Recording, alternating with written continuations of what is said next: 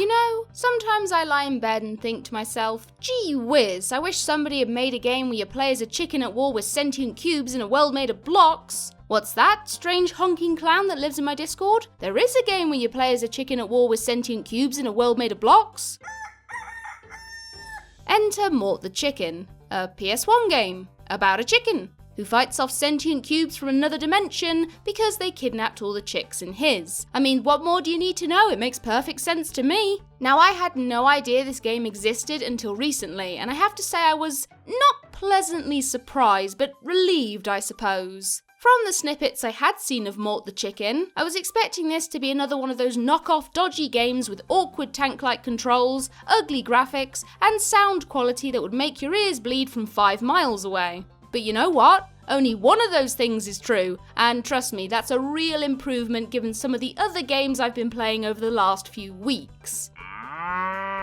Yes, it's certainly not the prettiest chick in the coop, looking more like the cousin of Bubsy 3D than a game released as late as it was in the PS1's lifetime, but I'll forgive the hideousness for one reason, especially after playing Rugrats Royal Cock-Up the other week. Mort the Chicken is an incredibly short game, and you know what? That makes me so happy. Now, I don't want people to get the impression that I'm someone with no patience whatsoever, and it's not like I'm intentionally trying to find games to review that take no more than a few hours to finish. You have to bear in mind, however, some of the games I've recently reviewed have been incredibly clunky or hideous to look at titles, sometimes both, that don't spice up their gameplay in any way, but expect you to sit there for 4, 5, maybe even 6 hours before you get to see the ending. Mort the Chicken certainly doesn't do anything to stay fresh during its runtime, but it took me less than 2 hours to finish, and that's with a lot of pauses as I wrote stuff down on my handy little Word document. It's not a long game at all, and most of the levels are fairly short too, with none of them taking me more than 10 minutes to finish if you cut out all the dawdling. Not perfect by any means, but at least it doesn't overstay its welcome. So, Mort the Chicken was developed by AndNow, and now for something completely different, and published by Crave Entertainment. I have no clue who AndNow even are or what they worked on besides this, because not only do they not have a Wikipedia page, I cannot find anything on Google when I search their name. So if you guys know anything about them, please share with the rest of us. The only way I can sum up Crave Entertainment, however, is bloody hell, that's a lot of published games for a company I've never even heard of. And you know what? I'm actually going to print screen this because this looks like a treasure trove of awful games. Look, there's the Bible game and Crayola Treasure Adventures, and even Trigger Man, which I seriously hope is about a bloke who's offended by everything around him. I'm triggered. So, Mort the Chicken was released on the PS1 in November 2000 and January 2001 for the US and Europe respectively, which is extremely late for a game that looks like the tech demo for a cheap-ass mid-90s console. The opening cinematic gives us a little more backstory to the game, though I won't blame you if you're left even more confused after watching it.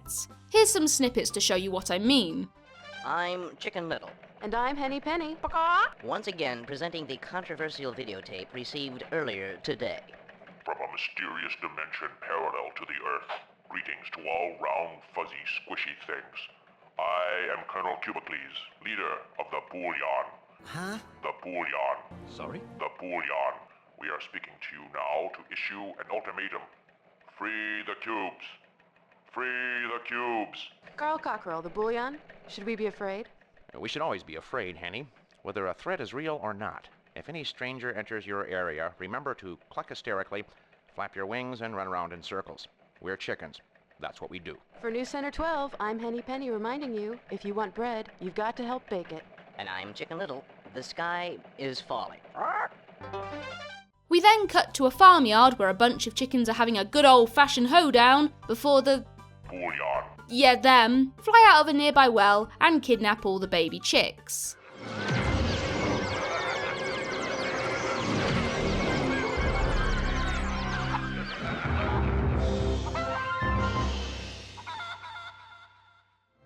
What the hell?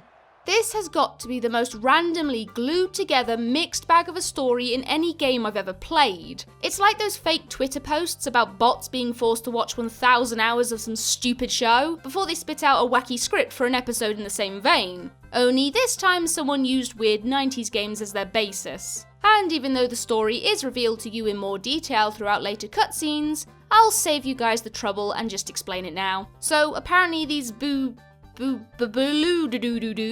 have been spying on a universe where chickens rule the earth, and in doing so, Colonel Cubicles here mistakenly assumes a stack of hay bales are people from his own universe, whom the chickens have captured and enslaved. He then wages war on the chickens by taking their children, and it's up to protagonist Mort to save them. Oh, and he's only here because he's filming a children's television series where he's the star of the show. Yeah, okay, I'll bite, it is a world run by chickens after all. But then I have to ask, if the chickens are civilized and intelligent enough to speak English, wear clothes, invent the television and become doctors of psychology, why is Mort here, and all the other chickens at the barnyard for that matter, clucking away like regular poultry and more importantly, running around with no clothes on? I mean, if you think about it, they're essentially having a mad orgy raid, all while being filmed for a children's television series. Won't somebody please think of the children? Odd story aside, I have to say I really do love the humour this game throws at you. Now, comedy is a subjective thing of course, and not everyone will appreciate Mort the Chicken's dry, parodic jokes, but for me, it was the highlight of the entire game. The greatest collection of dance hits ever made. You get Funky Chicken by the Chickadelics, Shake Your Tail Feather by Cogburn and the Coops, Got to Get My Talons on You by the artist formerly known as Rooster, Baby Baby Baby by Baby Chick, Oh Baby Baby by Chick Baby, Baby Baby Oh Baby by Baby Baby, I Wear Funny Hats by Weird Al Yankovic, and much, much more. It isn't afraid to poke fun at us, the players, and you'll even hear a fourth wall break every so often that just adds to the wackiness of it all. But what if this well has somehow become a gateway to another dimension, a dimension composed entirely of cubes? That's ridiculous, Henny. If you're going to indulge in random speculation, which is my job, by the way, you might as well say that we're all just images on a screen being manipulated by large featherless bipeds in some kind of video game. The humour, however, is at stark contrast to the gameplay, and it doesn't really carry through. I was hoping to see some hilarious hijinks or witty commentary as I battled my way through each level, but unfortunately I didn't get any of that whatsoever. At times it feels like the cutscenes and the gameplay belong to two separate games that have been mashed together, and it's difficult to decide which demographic Mort the Chicken is aimed at. Yes, it's supposed to be for kids with its bright design and simple mechanics, but I don't think very young children would get the satirical humour, nor understand the more detailed aspects of the story. I mean, I had to look at what was going on and I'm 27. Moving on to the title screen, and I'm struggling to decide whether Mort's soul-piercing gaze here beats out Shrek looking like he's about to eat me in Treasure Hunt. I've seen things you people wouldn't believe. I was pleasantly surprised by the main screen, however. Oh, look at the little chickies forming the words! Oh, that's so cute. Wait, opnons? Onions? Oh, options! Okay, that one could do with a little bit of work, but hey, it's adorable and original, and that's a win-win in my book. In terms of opnons, there's nothing unusual here, but we do have an easy mode toggle, for some reason. I say that with slight puzzlement because I'm not really sure why this game needs it. It's honestly one of the most piss-easy platformers I've ever played, but given I don't know what this setting actually changes in the game because I never used it, I'll just leave it alone. I'm not joking when I say piss easy either, there is really nothing to this game. As I mentioned before, levels are made out of blocks of varying textures and colour, and it's Mort's job to make his way through each one, round up all the kidnapped chicks and send them back through the well he originally came out of to start the level. Controls are fairly simple too. R1 will allow Mort to point to a nearby chick. Pressing circle will make him use his comb like one of those sticky hand things to smack up cubic enemies. Square has him peck the ground, which is useful for eating seed to gain health, opening eggs for power-ups, or just because it's kind of therapeutic to do. And X will allow him to jump and glide around the level. And let me tell you, this is one of the best gliding mechanics I've experienced in a game. For me personally, nothing has ever come close to the smooth and joyful glide of the Spyro series. And while Mort's glide is still nowhere near that level of perfection, for a game like this to have a mechanic that feels this much fun to use? Yeah, I was a little bit flabbergasted, I have to say. But of course, we can't praise a cheaply made platforming game and not have something go wrong. And once again, I have to complain about the camera. It's always the bloody camera. It's like it's got the jitters or it's tripping over its own feet or something. Even when Mort's standing still and you're just trying to turn the camera around him, it stutters all over the place. And to be honest, it's a good thing this game only takes 2 hours or so to finish, because I think I would have thrown up if it went on for any longer. In terms of cubic level design, you really haven't got much to look at here, and it's a tad disappointing in my opinion. Well, duh, Tori, everything's square. Hey, Lara's boobies were square too, and I could stare at those all day, thank you very much. No. My problem is, for a game this short and simple in design, I was expecting each level to really stand out from one another, but they just don't. Many levels have repeating elements such as the ice and city levels, and it's difficult to tell them apart at times. Look at the ice canyon and ice slide levels side by side as an example. Sure, things are laid out slightly differently, and yes, that was a pun, haha. No. But at a glance, and with no prior knowledge of the game, could you say these were two separate areas? Not to mention both these levels took around 3.5 to 4 minutes to finish. If you're gonna make them that short, just combine them into one large area. At least those levels have one redeeming feature though. The chicks are wearing cute little red hats. Oh! It also doesn't help that most levels either look nothing like the thing they're supposed to, or said thing only makes up a small part of the level. If you're going to call a level Pyramid, for example, I expect to have to hop and glide my way up an enormous stone triangle that takes up the entire level, not this pathetic stack of blocks on the side of the map. Honestly, I just don't see the point in this game at all. Most of the levels will start to feel the same after a while. The chicks aren't even difficult to locate, especially with Mort's pointing ability, and most either found on the ground or on a platform one hop and a glide away, and you don't even have to do anything special to collect them. You just walk up and they begin to follow you. Come with me if you want to live.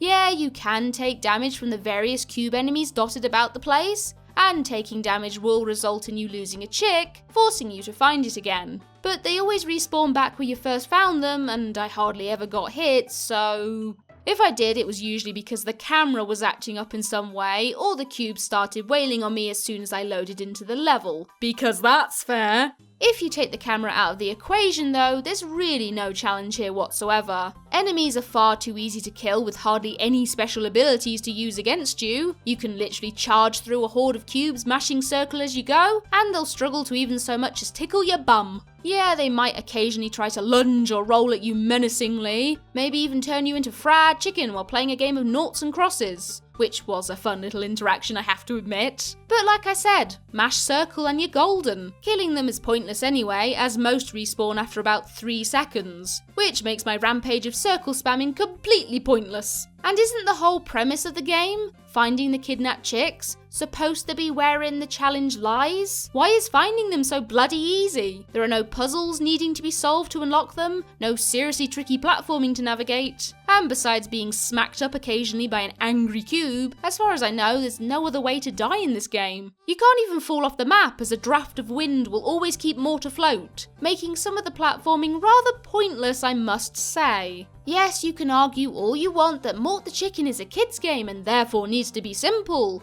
but a game aimed at a younger audience can be easy to play while still offering up a challenge for those who want it. Spyro did it with minigames, Crash did it with all its various gems to unlock. What's Mort's excuse? Cock it. There are other elements I suppose I should mention, such as the coin and star collection and all the power-ups, but honestly, they felt as pointless as the game itself. I still don't know if the coins and stars actually do anything other than add to the player's score, and I can't help but feel they were added in by the developers solely to pad out the game. I don't know, there might be a secret ending or a bonus for collecting them all, but given you often need the spring power-up to actually reach them, said power-up only lasts a short while, and the camera will do its absolute best to mess that all up for you, there's no way in heck I'm going to find out. Speaking of power-ups, while some of them have hilarious results, such as Mort growing huge and clucking like a demon, cock-a-doodle-doo, mother clucker, gaining a long bendy neck, or launching kamikaze chicks at nearby enemies, I just don't see why most of them exist when the game is this easy to get through. You know what bothered me the most while playing Mort the Chicken though? Just when the game finally started to get interesting and threw a couple of big bad bosses at me, the game ended. But it was just getting good. Honestly, there is no build-up to these two bosses whatsoever. One minute you're exploring the icy wastelands of the blurp blurp blurps universe. The next minute some amalgamation between Cubicles, the Katamari King dude and Pepsi Man is chasing you down the street and throwing shit at you. Sadly, neither one of these fights offer any real challenge and they're over pretty much as soon as they start, with nothing left for the game to show you except the last cutscene. I'm Parallelogram, and this is the news. Our long nightmare is finally over. At this hour, the war between the cubes and the soft squishy things has ended in peace. We thought the soft squishy things, which we now know are called chickens, had kidnapped cubes from our world. But we've now learned that these cubes are not cubes at all. Well, they are cubes, but they're not cubes, if you know what I mean. They're food for a larger squishy thing with split hooves called a cow. I believed that these chickens had imprisoned certain of our kind. This was my bad. Funny story, these were not real living cubes, but stacks of food that looked like cubes. Like tofu or marshmallows. They are called hay bales or haystacks. They are inanimate, not alive at all. They are eaten by cows, a larger, soft, squishy thing. So, I almost got us all killed for nothing. Joke's on us. Sorry about that. And that's Mort the Chicken on PS1, a game that never truly justifies its existence, but at least doesn't overstay its welcome by dragging on for 5 or so hours. I have to admit though, I really did enjoy the batshit insane story and dry wacky humour throughout the game's cutscenes. Sure, it won't be to everyone's tastes, and younger kids might not understand the references, but at least the developers tried to do something different in that department. I just don't know what happened to the gameplay. I mean, talk about drab. What challenge is there in just walking up to a chick that's right by the well with no real threats to get in the way? Or even just sailing over said threats with the glide ability? What fun is there in gathering collectibles if they have no impact on the game besides adding to your player score? And what's the point of having so many levels for a relatively short game if they all start to look exactly the same only 10 minutes in? To be honest, given how late Mort the Chicken was released, I couldn't even say it would make for an okay blockbuster rental, because games like Spyro Year of the Dragon, Banjo-Tooie, and everyone's favourite title in the Bandicoot series, Crap Bap, were released weeks before Mort even made his way onto shelves. Now, if the game had come out sometime in the mid-90s, it may have been met by a warmer reception from critics and players alike. But as it stands, it's a clunky, outdated looking game whose only real charm will more than likely leave audiences divided. If you don't like the humour, you're gonna struggle to find